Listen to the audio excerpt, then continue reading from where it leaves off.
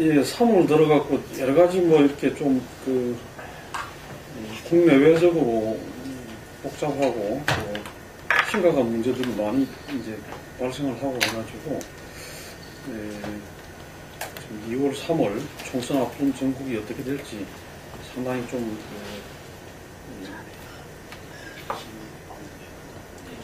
지켜봐야 될 그런 상황인 것 같습니다. 우선 당장 지금 엊그저께 어제인가요? 어제 선거구 그동안 논의되던 선거구 획정안이 합의가 됐고 그와 동시에 이제 국회의장께서 테러 방지법을 직권 상정을 해가지고 야당에서 또 그걸 막기 위해서 지금 필리버스터를 진행 중인 그런 상황입니다. 그래서 이 부분부터 좀 짚어보고 그 다음 논의로 들어가는 게 어떨까 싶습니다.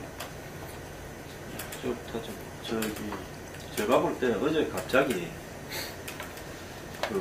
선거구 획정이 이제 타결된 부분은 어제 아침에 뭐 일부 언론에 터져놓은 새누리당 유령당 문제, 이런 문제 때문에 아마 새누리당 현 지도부가 방향을 돌리기 위해서 조기 타결에 응했을 가능성이 있다. 이미 지난 19일날 이병기 실장이 국회를 방문해서 청와대가 연계를 지시한 게 아니다. 현안 법안하고 이 선거구 획정하고 있는 문제는 청와대가 그 사실을 일부러 공개한 것도 저는 굉장히 묘하다고 보고 있어요. 여태까지 김무성 지도부가 그걸 갖다가 자꾸 연계를 하는 부분에 있어서 꼭 우리를 팔아가지고 그렇게 하지 마라. 통과되는 거는 먼저 될 거는 해라. 이런 이야기 아니겠습니까? 그러다가 어제 아침에 이제 유령당원 유령번호 문제가 터지니까 김무성의 그 상향식 공천 부분에 굉장히 탄력을 입는 상황이 됐죠. 명분상으로. 그러니까 이제 선거구 획정안을 어제 통과시키면서 뉴스를 듣는 이런 효과도 좀 있었다 보고요.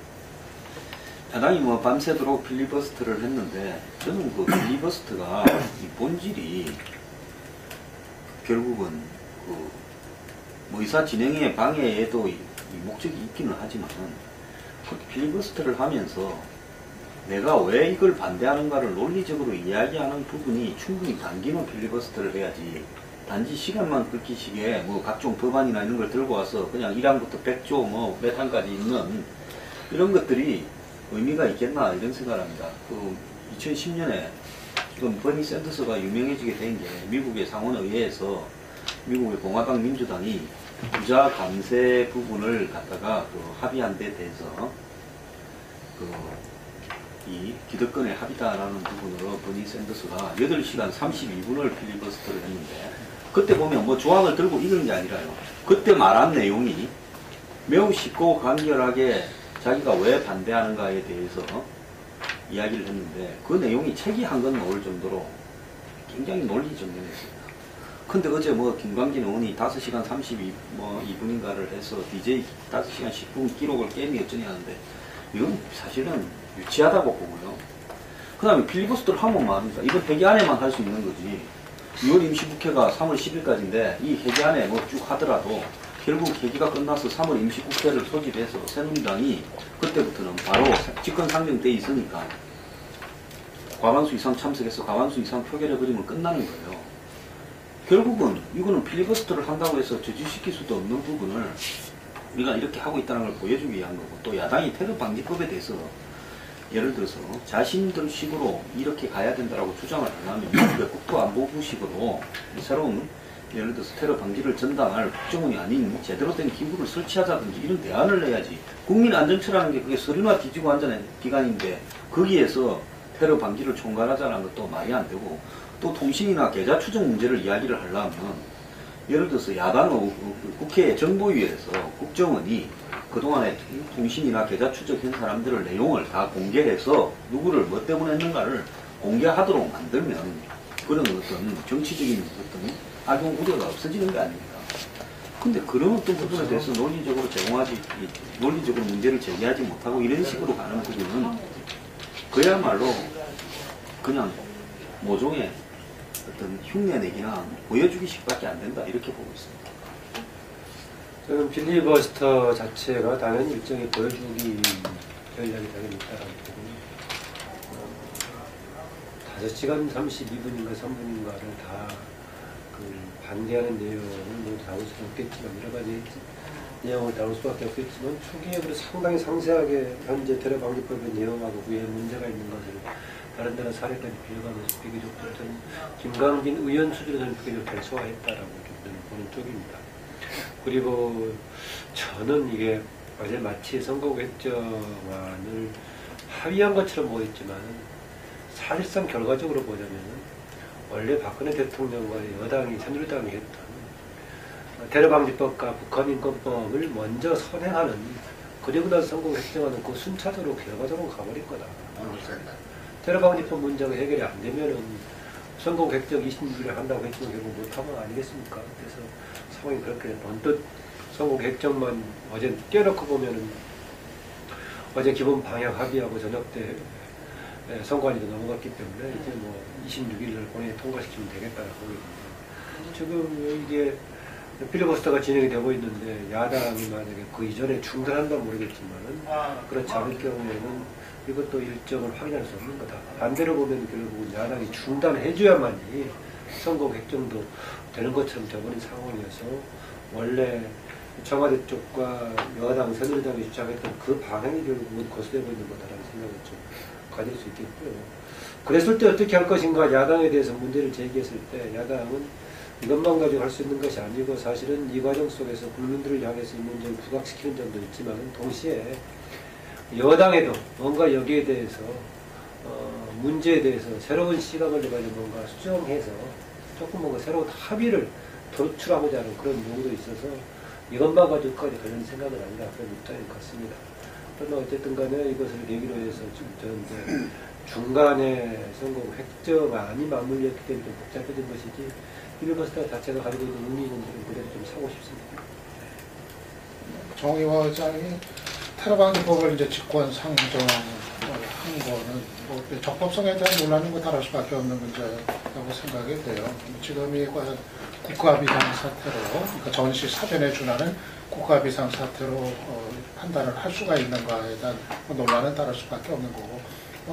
정 의장 쪽에서는 뭐 국정원한테 이제 비공개 보고도 이제 받았다. 지금 뭐 북한의 어떤 테러 관련 이제 사항에 대해서 그런 걸 뭐 배경으로 얘기를 하는데, 그거는 이 테러 방지법의 어떤 한 그 이해 당사자의 그 일방적인 얘기를 듣고서 이거를 뭐 국가 비상사태로 이제 판단을 했다는 건 좀 무리가 이제 따르는 부분이라고 이제 생각이 이제 되고요. 근데 어쨌든 간에 이제 집권 상정한 마당에 지금 야당이 취할 수 있는 그 선택지가 뭐 몇 가지 이제 없는 것 같아요. 뭐 과거식으로 이제 뭐 몸싸움으로 이거 뭐 막을 수도 없고 또 막는다고 해서 막아지는 것도 아니고, 저는 그렇게 봤을 때는 지금 야당이 취할 수 있는 현실적인 최선의 이제 선택 아니었나, 필리버스터가 이제 그렇게 이제 봅니다.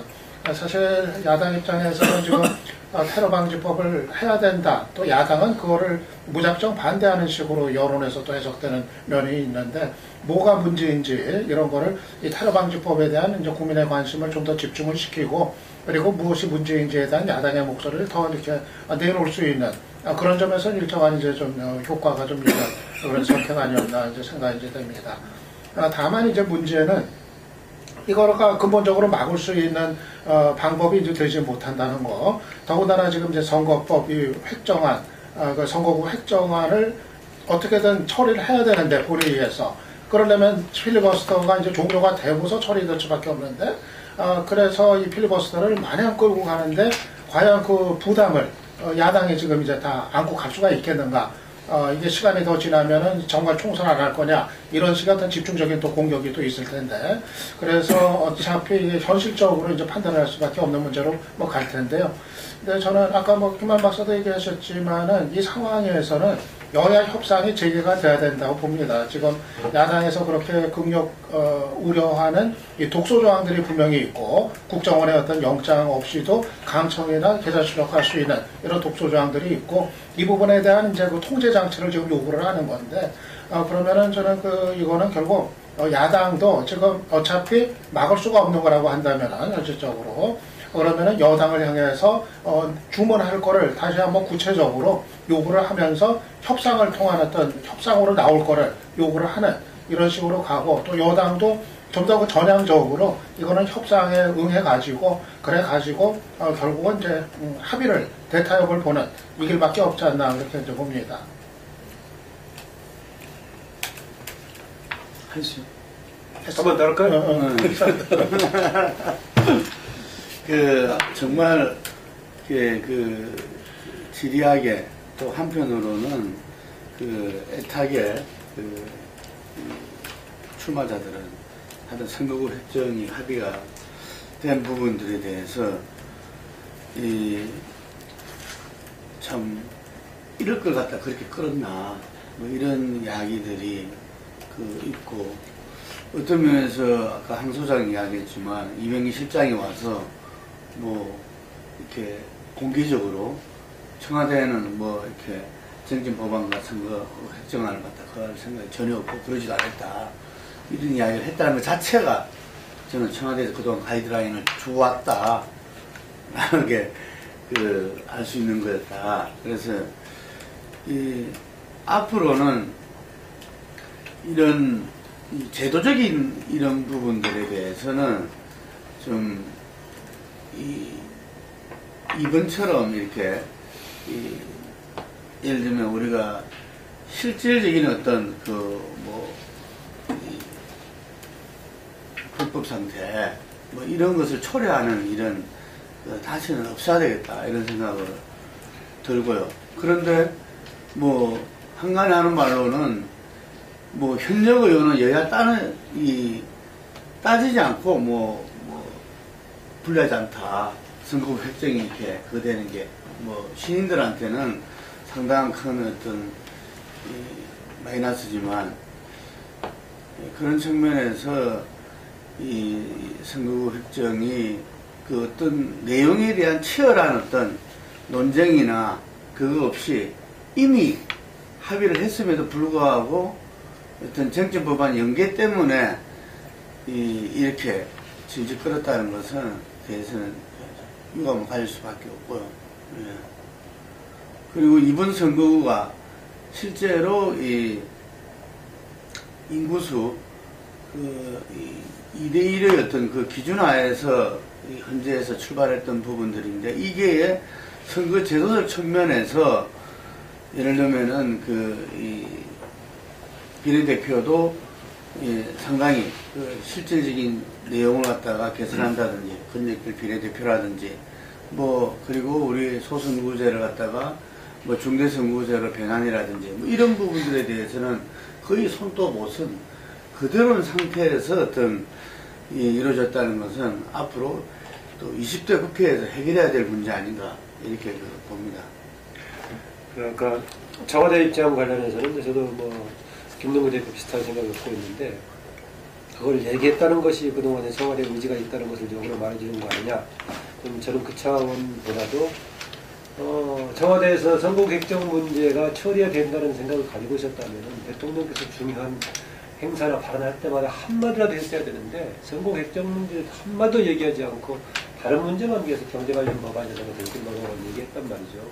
이건 일부러 지금 이제 그렇게 그제는 오히려 적극적으로 자기들 이권 챙기는 선거가 중요하냐라고까지 얘기할 정도였다고 본다면 정전법안 그 문제에 대해서 청와대에는 그게 아니었다라고 말하기는 좀 쉽지 않은 면이 있는 것 같고, 저는요 정의화 국회의장이 그동안 해왔던 것에 비해서 이번에 선택은 그동안의 본인의 입장과 달리 갔다라고 봅니다.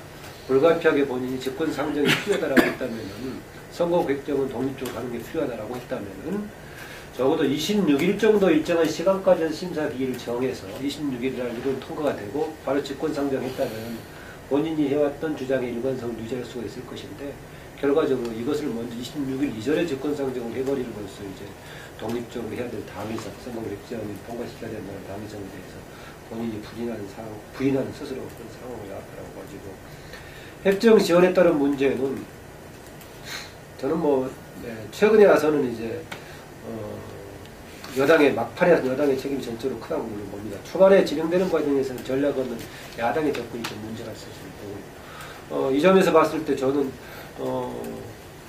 20대 총선을 앞두고 현역 퇴출운동이라도 벌이는 게 마땅치 않을까 정도로 생각을 좀 하게 됩니다. 정말 물론 시점으로 보자면 17대 같은 경우에는 D-37, 37일 앞두고 선거가 획정되기 했습니다만, 이번 상황은 조건이 다르죠.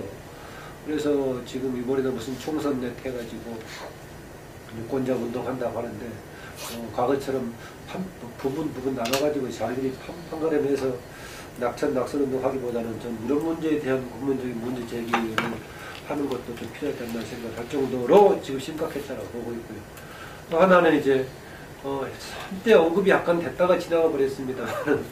이제 운동 진행 과정, 선거운동 진행 과정이라든가 투표의 기회가 공정하지 못했다고 혹시 선거 불복 나중에 문제까지 제기한다면 사법 판단 대상이 선관위 쪽에서는 자신들이 판단할 것은 아니지만은 후보들에 따라서는 그런 문제를 제기할 충분히 소지가 있긴 하다. 판단의 몫은 이제 사법부에 남긴다라고 할 정도였기 때문에 하여튼 이번에 진행 과정은 이쪽 저쪽이 다 문제가 많았다. 그냥 문제 정도가 아니라 심각한 문제를 남긴 상황이었는데 그것마저도 지금 26일 일정이 확실히 달아서 더 아쉽습니다. 저는 12월 말에 이미 253석 현재 어제 합의본 부분을 다 해놓고 50일 이상을 끌고 이렇게 한 부분에서 다른 예비 후보들, 즉 기득권이라고 볼 수 있는 의원이나 당협위원장이 아닌 사람들에 대한 굉장한 선거 방해를 의도적으로 했다 이렇게 보고 있습니다.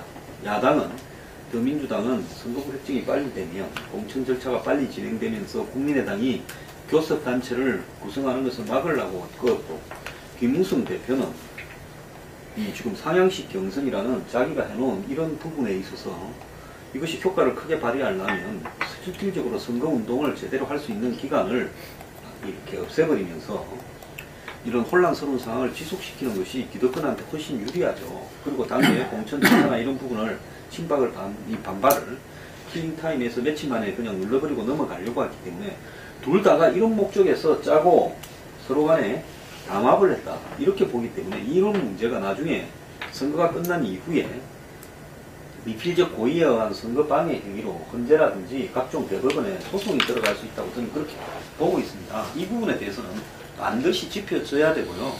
솔직히 그렇지 않습니까? 나머지 사람들의 이 선거가 지금 분구되거나 통폐합되거나 이런 어떤 지역에 있어서 어디 가서 선거해야 될지도 모르는데 선관위는 불법이지만은 단속하지 않겠다 이런 행태가 어디 있어요. 그 다음에 내임돼서 예비후보 내임돼서 뛰어야지 딴 데 가서 뛰면 그건 곤란하다 이렇게 참 이건 명백하게 선거에 대한 기획균등을 위반을 정부가 한 부분이죠. 그래서 이런 어떤 부분에 대해서 나중에 뒷감당이 하기 어려운 사태가 이번 총선 직후에 벌어질 거다 생각합니다. 저는 국회가 이렇게 대치 상황에서 벗어나지 못하는 거, 특히 선거구 획정도 이렇게까지 시간을 끌다가 그냥 가까스로 지금 합의가 이루어지고 테러 방지법도 자고 이렇게 대치가 빚어지고 이런 거에 1차적으로는 저는 이제 그 집권 여당인 새누리당의 책임이 좀 대단히 크다. 저는 그렇게 이제 봅니다. 여야의 어떤 그 입장의 차이는 언제든지 있어 왔던 건데, 문제는 이게 협상 과정에서, 절충 과정에서 좀 서로가 양보를 하고 조정을 하면서 이제 합의를 도출하고 이래 왔던 건데, 문제는 선거구 획정 문제도 그렇고, 테러방지법도 그렇고, 이런 어떤 쟁점 사안이 있을 때마다 보면은, 새누리당이 이제 꼼짝도 하지 않는 이제 태도, 선거구 획정 같은 경우도 사실은 야당이 원래 요구했던 건 다 결국은 이제 포기를 했거든요, 보면은. 권역별 비례대표제로 시작해서 연동형 비례대표제, 그거에 관한 여러 가지 수정안, 절충안, 이런 것들을 제시를 했습니다만은, 결국은 선거제도 개혁과 관련해서는 아무것도 이제 반영이 되지 못하고, 결과를 보면은 결국은 이제 야당이 그동안 요구해왔던 거 다 포기하면서, 비로소 이제 합의가 이루어진 이런 모양새가 되는 거고, 테러방지법도 지금 국정과 관련된 부분, 이런 거 수정의 어떤 요구에 대해서 새누리당은 꼼짝도 하지 않고 있고, 지금도 더 이상 이제 고치자는 얘기는 일고의 가치도 없다는 식으로 이렇게 임하고 있고, 새누리당이 보니까, 그러니까 결국은 좀 어느 정도 정치를 통해 가지고 이 입장 차이를 좁히고 좀 주고받고 좀 이런 게 있어야 되는데, 지금 워낙 청와대 박 대통령의 가이드라인이 너무 구체적이고 분명하고 이거로 이제 압박을 해오니까 새누리당은 거기서 또 한치도 벗어나지를 못하면서 그러면서 이 문제들이 사안마다 계속 꼬이고 이 악순환에 빚어지는 이런 좀 근본적인 원인 아닌가 좀 그렇게 봅니다. 예, 이 문제는 이 정도로 하겠습니다. 근데 과연 테러 방지법을 제정하지 않으면 테러를 막을 수 없느냐, 또 테러를 방지하기 위해서 국정원에게 저렇게 영장 없이 도감청을 뭐 할 수 있게 하고 또 계좌 추적을 하고 하는 게 이 실제로 사정기관들을 국정원이 통제하게 하는 걸로 그런 부작용이 있는 게 아닌가 우려됩니다만 이번 과정에서 어쨌든 이 가지고 있는 문제점이라도 좀 부작용이 됐으면 좋겠다 이런 생각이 있습니다. 그리고 말씀하신 부분은 조금 명백하게 좀 해제될 것 같은데 마치 지금 테러 관련한 지금 법의 미비가 우리나라는 테러를 방치하고 있는 상황인가에 대한 것은 좀 정리해 줄 필요가 있다고 생각해요. 이미 지금 이제 형법이라든가 또 뭐 외환관련법이라든가 뭐 여러 가지 또군 보안 관련 여러 가지 법들에 따라 돼 있는데 지금 테러 방지법에 필요한 얘기는 그걸 종합하는 뭔가의 이제 컨트롤 타워 문제하고 기존보다는 정보 수집을 좀 더 용이하게 하자, 원활하게 하자라는 정도의 문제지 마치 잘못하면 사람들 오해해가지고 현재는 우리나라의 테러에 대해서는 모두 열려있는 아예 법 자체가 없는 것으로 오해하기 쉬운데 최근에 테러 방지법의 취지는 그것을 정확하고 기존보다 좀 강화하는 그런 취지에서 나온 거다라고 좀 보는 게 좀 맞다. 30초만 지 현재 북한의 지금 대치 국면에서 도발은 테러 형태로 누가 했는지 모르는 형태로 나올 가능성이 많고 이런 부분에서 이제 계좌나 통신 추적이 안 되니까 잡기가 어렵다 이렇게 이야기하는 부분 제가 야당 같으면요 통과시켜주고 만약에 테러가 발생했을 때 대처를 못하면 책임을 물어서 그거 진짜 이렇게 통과시켜 달라고 했던 부분에 대해서 뭐 예를 들어서 야당이 책임지게 할 부분이 훨씬 많을 것 같아요. 이거 예를 들어서 이 법이 통과되어서 이렇게 됐는데 그래도 테러가 발생했다. 그렇게 했을 때는 할 말이 없을 거 아닙니까? 그런 여러 가지 부분에서 복합적으로 좀 봐야 될 거라고. 그냥 나온 게 하나 추가하면요. 저는 아까 예상했을 때는 이거는 이제 결국은 테러 방지법은 불가역적인 법안이 아니기 때문에 이 문제에 대한 국민을 부각시키는 차원에서 선거 객정 일정에 따라서 진행되지 않을까 그렇게 예상해요. 네. 요즘 부쩍 불가역이란 말이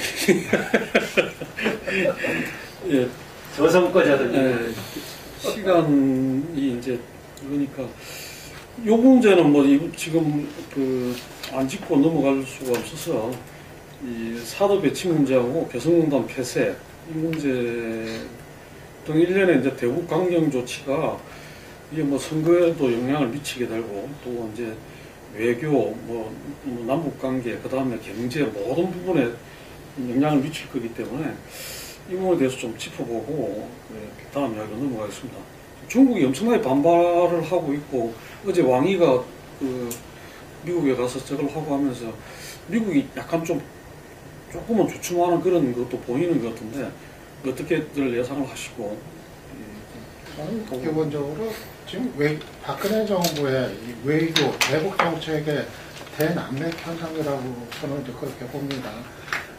기본적으로 이 문제의 이제 시발점이 됐던 게 결국 이제 북한의 장거리 로켓 발사 이게 이제 계기가 됐던 건데 기본적으로 그거는 이제 북한이 이제 미국을 향한 이제 무력 시위를 했다 뭐 그렇게 볼 수가 있게 될 텐데 그런데 이거를 지금 박근혜 정부가 지금 한복판에 지금 들어와 가지고 여러 가지 불필요한 이 부담, 이 갈등 상황, 위기 상황 이런 거를 좀 자초한 이런 이제 모습이다 이렇게 이제 봅니다. 개성공단 폐쇄 문제도 사실은 지금 미국과 북한의 문제에 지금 갑자기 개성공단 카드를 꺼내 들어가지고 남북 관계를 완전히 이제 단절시키는 쪽으로 가버렸고, 그리고 지금 이제 사드 배치 문제 같은 경우도 역시 미국과 어떤 중국의 문제 또는 미국과 어떤 북한의 문제 이 속에 그냥 우리가 그냥 끼어 들어가지고 그래가지고 지금 완전히 어떻게 보면 이제 한반도가 이제 화약고가 되는 이러한 이제 상황을 자초한 이런 건데 저는 지금 이런 선택이 정말 박근혜 정부의 어떤 외교적인 어떤 안목의 어떤 부재, 이 능력의 문제 좀 상당히 심각한 거 아닌가 좀 이제 그렇게 봅니다. 도대체 앞뒤를 지금 보고서 판단을 하고 결정을 하는 건지, 그리고 어떤 선택을 했을 때 그것이 미치는 어떤 파장, 의미 이런 거를 기본적으로 읽고서 하는 건지, 사드가 한국에 배치가 되면은 이게 뭘 의미하고 앞으로 지금 한반도에 벌어질 상황이 어떤 것인지, 한중 관계가 어떤 식으로 이제 가게 될 건지 이런 거를 제대로 전망을 하고서 지금 하는 건지, 지금 드러나는 거 보면은 그게 지금 아니거든요. 지금 한중 관계도 대수롭지 않게 생각을 했다가 지금 중국의 격한 반발, 계속 수위가 올라가니까 거기에 이제 뒤늦게 대응하는 이런 식이 이제 되고 있고, 그래서 한마디로 얘기해서 좀 출구를 전혀 고려하지 않는 외교 정책, 대북 정책 이런 것이 그냥 연이어서 지금 이제 터져 나오면서 지금 굳이 불필요했던 어떤 한반도의 아주 그 위기 상황의 어떤 그 절정 이런 거를 지금 자초하고 있다. 저는 그렇게 좀 봅니다.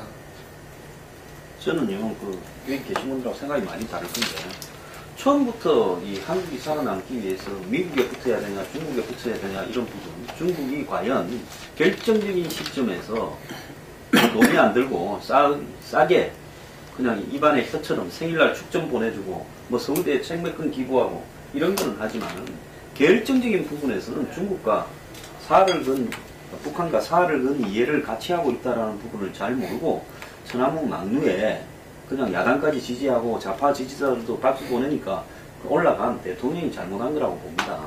그리고 중국과의 경제적인 저런 이 애속도 너무 저렇게 밀접하게 가서는 안 되고 적절한 선에서 갔어야 된다고 봅니다. 그러니까 몇 년 동안에 한중 관계가 역대 최상이다라고 말한 저는 외교 안보 라인이 책임져야 된다고 보고요. 어차피 이런 시기는 언젠가는 올 수밖에 없는 거고, 북한이 지금 이 판을 끌어가고 있는 거지 뭐 한국이 끌어갑니까? 그럼 북한이 끌어갈 때 중국이 어떻게 할 건가? 육자회담을 통해서 북핵을 비핵화할 수 있을 건가? 못합니다. 안 합니다. 해도 안 합니다. 중국은 북한이라는 개를 풀어놓고 대신 물으라고 하면서 뒤에서 즐기는 일종의 그런 역할을 하고 있어요. 이런 상황에서 중국이 마치 이런 문제에서 중재자 역할을 할 수 있을 것처럼 기대했던 박근혜 정부의 외교적 미스라고 보고요. 어제 중국 대사가 더민주당에 가가지고 뭐 안전 보장 못한다, 위기 시에 각오해라는 식으로 이야기하는 거 한번 보세요. 이거는요, 여야 뭐 진보 보수를 떠나가지고 일개 중국의 대사가 저거 국장급밖에 안 됩니다. 국장급밖에 안 되는 놈이 야당에 가가지고 45분 동안 지 할 말 다 떠들고는 그래가지고 그걸 갖다 언론에 공개해도 좋다라고 하는 건 한국의 야당이나 정부를 둘 다 얼마나 우습게 보면 하는 행태냐. 그리고 저거는요, 5,500km 쏴드를 다 합니다. 한반도뿐만 아니라 괌, 하와이까지 다 보고 있어요. 그리고 거기에 대해서 날릴 수 있는 미사일 방어망 다 갖추고 있습니다. 근데 왜 우리는 하면 안 됩니까? 이런 어떤 부분에서 봤을 때 지금 한국이에요. 중국을 바라보는 전 한국 사람의 시각이 너무나 잘못됐고 이것도 언젠가는 큰 대가를 치를 건데 지금부터라도 중국하고의 관계에서 정리해갈 부분은 정리해가야 된다고 봅니다. 일본이 중국한테요. 난징 과거사 사과 안 하고 아무것도 안 해도 일본하고 중국하고는 중일 경제 협의체 만들어서 무역이나 이런 부분에서 훨씬 더 잘 나갑니다. 우리가요, 뭐 중국의 경제 보복이니 어쩌니 이래 살면서 지금부터 끼기 시작하면 청나라 명나라로 돌아가가지고 다시 기어가 살 거고 결국은 이 중국의 이 중화 경제 권한이나 경제 영역이나 더 나아가서 중국의 군사적 영역 안에서 우리는 녹아버릴 거다라는 걸 잘 알아야 될 거라고 봅니다. 중국에 대한 현실적인 이해에 대해서 황 소장이 상당히 참고할 부분이 좀 많다는데 그건 좀 합니다. 그래서 뭐 그 극단적인 또 하나 해석은 그러기 때문에 지금 오히려 사드 배치가 직접적으로 거론이 되면서 중국이 유엔 결의와 중미 간의 대북 결의에 대해서 비교적 강한 쪽에 지금 이렇게 공감하지 않냐 이런 얘기인데요.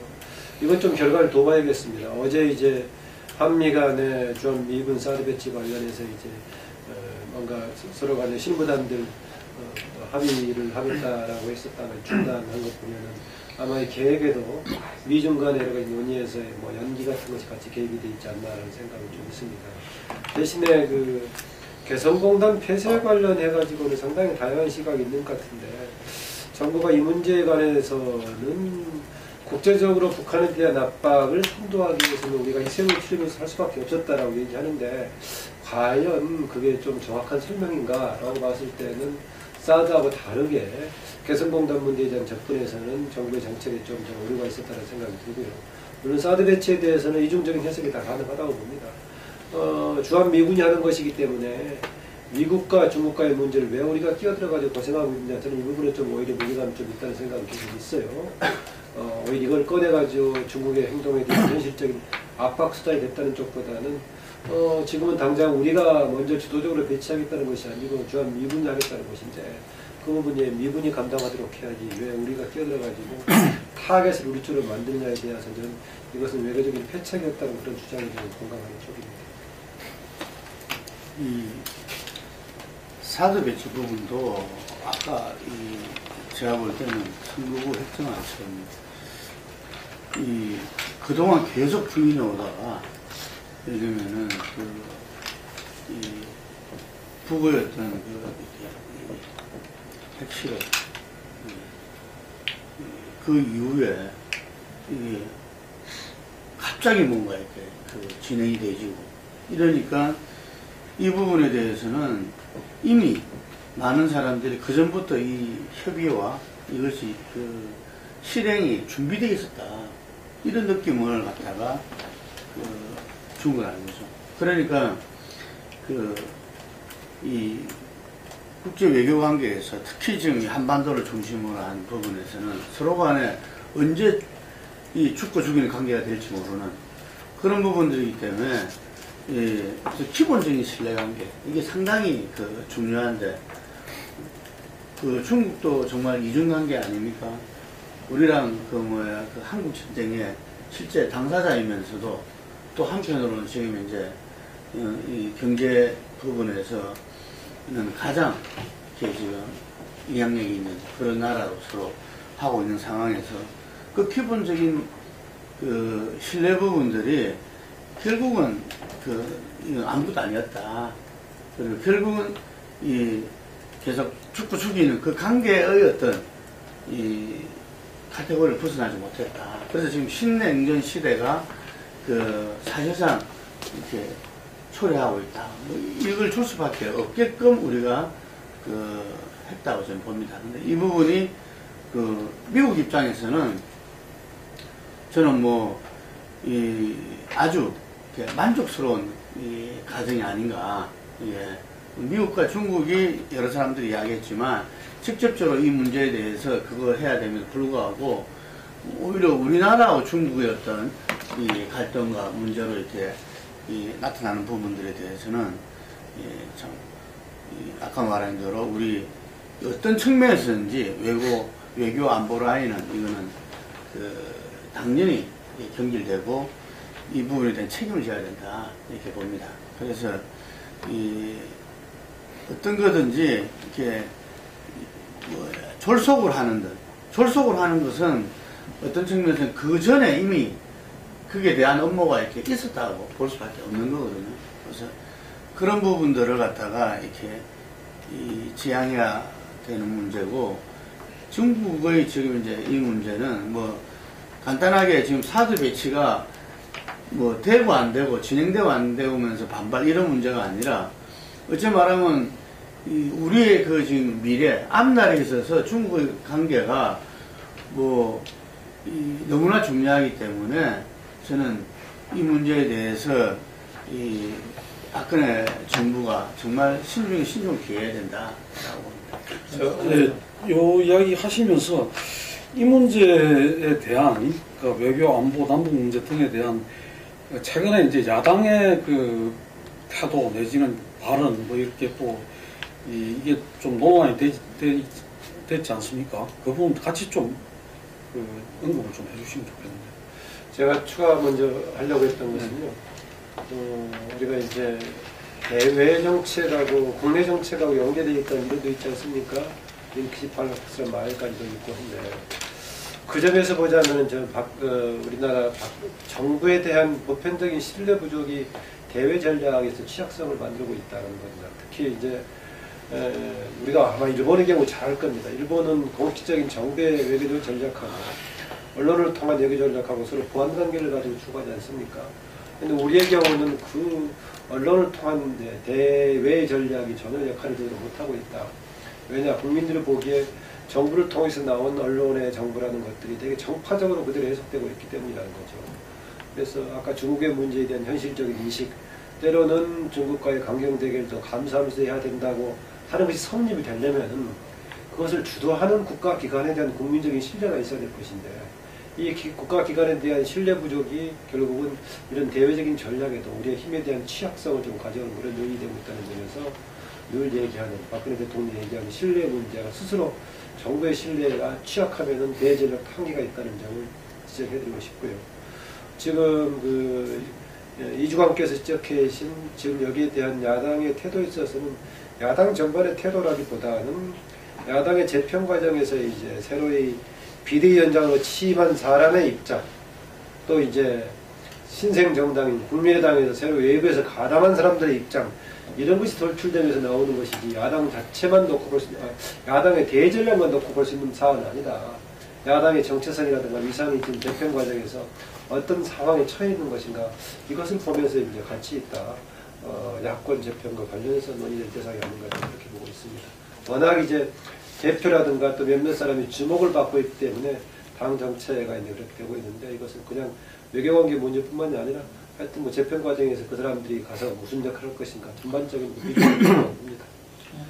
한반도 지금 이 위기 상황은 이제 근본적인 해결책을 찾아야 될 상황이라고 이제 봅니다. 지금 이 상황이 뭐 그대로 이제 진행이 된다고 했을 때, 뭐 정말 뭐 한반도가 이제 화약고가 되고 거기에 누가 하나 우연하게 성냥불 하나 그어대면은 그냥 불바다가 되고 폐허가 될 게 뭐 뻔히 보이는 상황이고, 뭐 국내는 비교적 좀 조용한 편이지만 이미 뭐 해외에서의 그 시각들은 대체로 뭐 한국 전쟁 이후 1950년 이후 어느 때보다도 한반도 전쟁 위험이 이제 높은 그런 때로 지금 관측들을 하고 있는데, 저는 결국은 해법은 지금 뭐 남북이 서로를 향해 가지고 어떤 그 군사적 위협을 가하고 뭐 미국 핵무기가 뭐 주변에 들어오고 뭐 평양 뭐 참수 작전을 뭐 하고 훈련을 하고 또 북은 또 청와대를 뭐 타격하겠다고 이제 얘기를 하고 뭐 이런 거를 풀릴 수 있는 뭐 문제는 좀 아니고,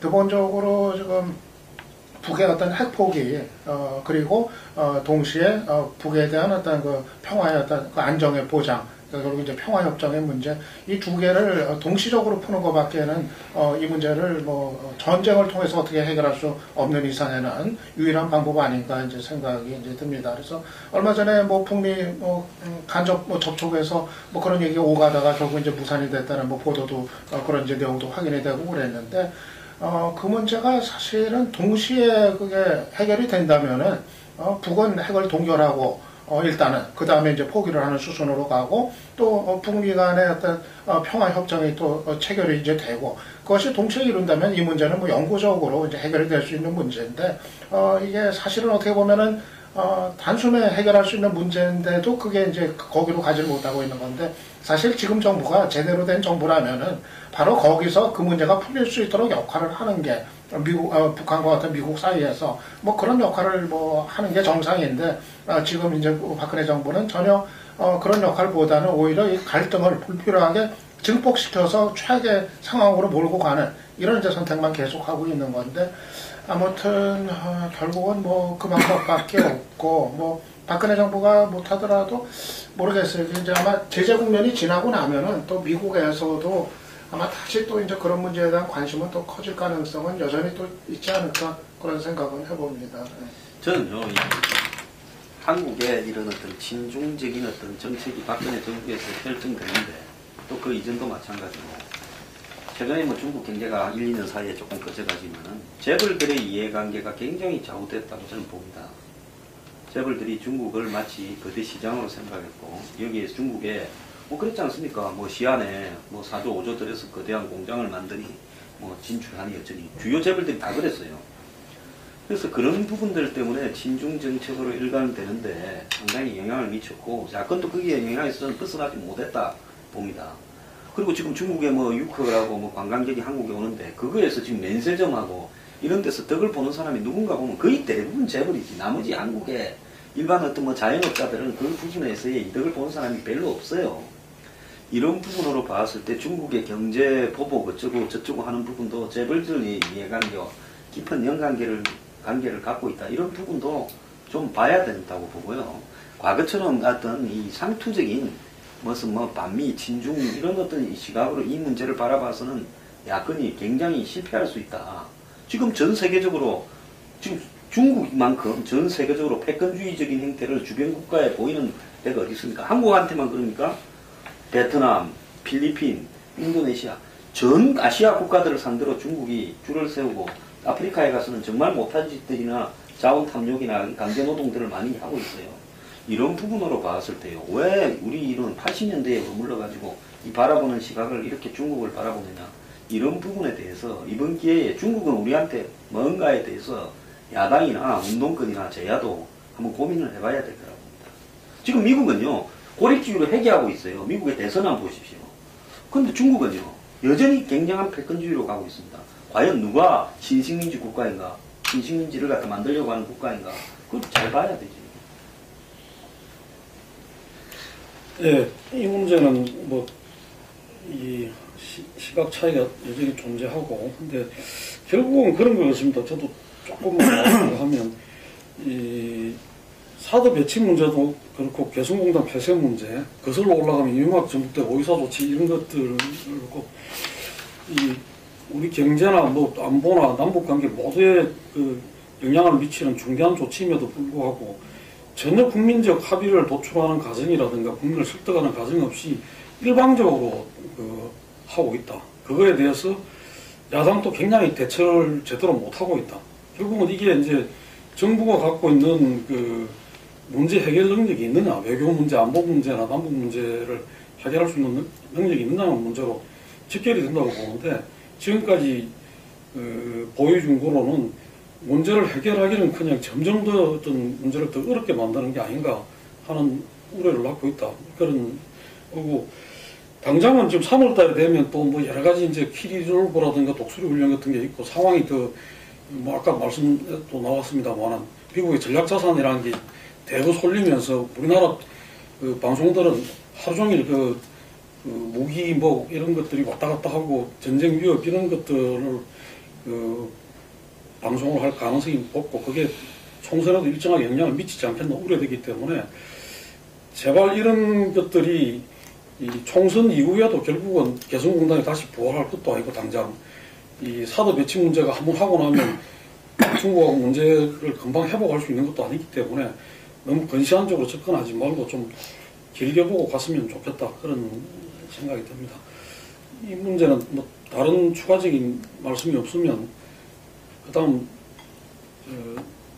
선거 문제로 좀 본격적으로 넘어가겠습니다. 지금 새누리당이 이제 지금 이거 개성공단 폐쇄 이후에 대북 카드는 다들 이야기 안 해봤습니다. 진행자가 접니다. 이거. 아니 나는 이제 그까지를 엎쳐가지고 한꺼번에 지금 하나 하십시오. 이야기를 하고 이야기하십시오. 아니 이제 그 개성공단 폐쇄가 그 명분으로는 어쨌든 핵개발 부분에 그 자금이 사용되기 때문에 그것을 막아야 된다. 그리고 국제적으로 이렇게 대북 제재를 하는데 그게 가장 당사자인 그 우리나라가 좀 이렇게 앞장서서 해야 된다. 국제적 제재는 요청하면서 실제적인 핵개발이 되는 것은 그 지원하는 꼴이 돼버리는 결과적으로 그래서는 안 된다. 뭐 이런 게 이 명분으로서 우리 홍영표 입술까지 이렇게 터져가면서 이렇게 이야기를 했는데, 실제로 그러면은 정부에서도 이 개성공단 폐쇄를 갖다 경제적 압박이 유효하다고 생각해서 그렇게 했는지, 그리고 이 개성공단 폐쇄를 하게 되면은 이 현재 북한 핵에 대해서 어느 정도 좀 제어와 이거는 할 수 있다 생각하는 건지, 이 부분에 대해서는 많은 사람들이, 그 정부 자체도 그렇지 않다고 생각할 겁니다. 거기서 여러 가지 그 이후에 보도가 나왔지만, 그 북한이 많은 인력을, 뭐 인력 수출이라는 이야기도 하는데, 많은 사람들 보내서 하는 것들이 개성공단에서 벌어들인 것보다 훨씬 크고, 지난번에 그 오이사 조치로 인해서 실제로 뭐 금강산이나 이런 데서 하는 것보다도 그 이후에 오히려 중국을 중심으로 해서 그런 이 경제적인 어떤 수익 관계가 확보해서 이제는 뭐 그전에는 실제로 금강산과 개성공단이 큰 몫을 차지했지만 지금 그렇지 않다는 것은 아마 정부가 가장 잘 아는 일이다. 그럼에도 불구하고 지금 이걸 한 거는 저는 이명박 박근혜 정부에 있어가지고 계속적으로 그 대북 관계에 있어가지고 지금 이제 여기에서는 지금 한반도 신뢰 프로세스 뭐 어쨌든 그게 북이 핵 포기가 이제 전제로 되면서 그게 이루어져 왔는데, 개성공단 폐쇄가 되면서 이게 정말 김정은 그 뭐죠? 김정은 위원장이 표현합니까? 김정은 위원장에 대한 호칭부터가 달라지고, 예를 들면은 이게 이 정말 살벌한 냉전 시대의 어떤 이 남북 관계 모습이 이 나타나고 있다. 그래서 아마 이 그냥 예를 들면은 대화 협력은 없다는 식으로 어느 순간에도 누구든지 이야기했지만 전쟁 기간에도 뭐 전쟁하는 와중에도 대화는 서로 나누는데 어떤 그 이게서 대화와 뭐 이런 부분들 이야기하는 부분들은 완전히 이거는 뭐 이 적군시해버리는 이런 분위기들 이게 이거는 이 어느 누구한테도 이거는 이 도움이 되지 않는 이런 일방적인 분위기로 가는데 이것이 지금 이제 우리가 그래도 이 남북관계에 이제 더 이상 전쟁은 없다는 것을 선언하고 나서 지금 15년 이상이 지난 단계에서 지금 현실로 벌어지고 있는 부분에서 참 개탄스러울 수밖에 없다. 예. 그래서 저는 이 문제는 우리가 북핵 문제를 어떻게 하고 그 다음에 이 남북관계 문제는 어떻게 하고 이런 부분이 아니라 정말 남북이 같이 이렇게 상생하는 부분으로서 근본적으로 좀 다시 돌아가서 우리가 하나하나 이게 이 국민들이 알고 나름대로 판단할 수 있도록 해야 되겠다. 통일은 대박이다. 이렇게 이야기를 했다. 그거는 뭐 예를 들면은 던지는 미끼였다.